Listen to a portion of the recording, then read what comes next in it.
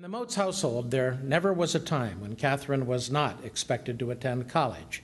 She chose Wesleyan College in Delaware, Ohio. And that's where she met John Hunter, the second day that she was there. He was checking out the freshman girls. He sold her a newspaper, and he asked her for a date. John Hunter and Kathryn Moats were married August 31st, 1946.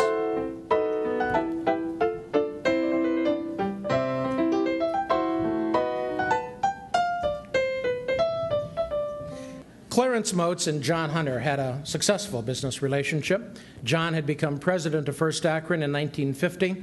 The business partners then decided to move out of the Tower building to property that Clarence had owned on West Market Street. After her graduation from Wesleyan and her marriage to John, Kathryn remained at home and tried to find her place as the wife of a businessman in Akron society. At first, she volunteered at Family Services. Her father had purchased some properties as investments back in the 1930s, including 3 newspapers, the Hudson Times, the Falls News, and the Summit County Democrat, a house organ for the party that he controlled. Kathryn, the new housewife, went to the papers to help her father out and stayed 18 years. She became the editor and publisher of both papers, and with her mother, they ran both the business and editorial operations. Kathryn was editor of both papers when the newspaper received more awards than any other weekly newspaper in Ohio in 1957. Kathryn excelled as a wife and mother as well.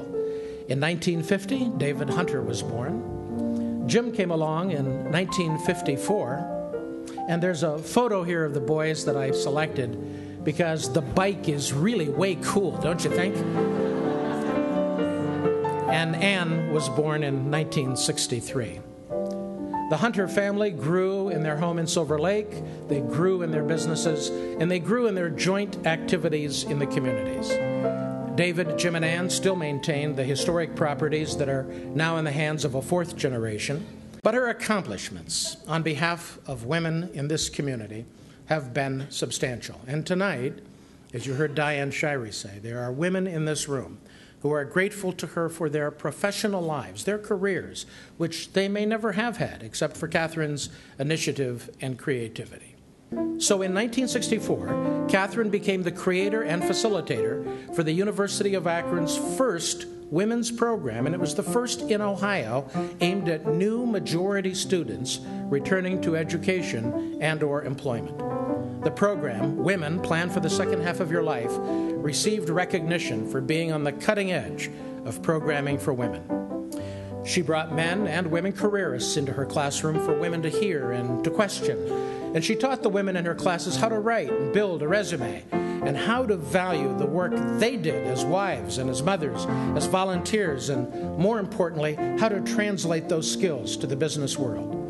She created an undergraduate program for women as well, combining career and marriage in recognition of the dual roles assumed by a majority of women in society.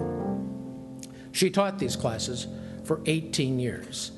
In true Kathryn's fashion, she says, education is the only commodity that people consume and hope they don't get their money's worth. She received a master's degree in guidance counseling from the University of Akron in 1969. And in 1996, the university honored her with the degree of Doctor of Humane Letters. At Ohio Wesleyan, her alma mater, Kathryn served on the university's Board of Trustees for 10 years. At Wesleyan, in a building named for another Akronite, R.W. Corns, Kathryn endowed the Hunter Seminar Room in memory to John. She received the university's Outstanding Alumnus Award and, in 1996, a Distinguished Achievement Award from Ohio Wesleyan University. Today, Kathryn is president of First Akron Corporation and the honorary chair of Valley Savings Bank. She's an executive volunteer at SCORE and is on the board of the American Heart Association. And just a week ago Saturday, she was on the scene at the Akron U campus at 8:30 in the morning, greeting participants in the Heart Walk. She's a survivor. Kathryn Hunter continues to be a force for women, a force for philanthropy, and a force for the community at large. Because Kathryn routinely undertakes new community projects in a low-key and understated way, the full scope of her civic activities is not widely known.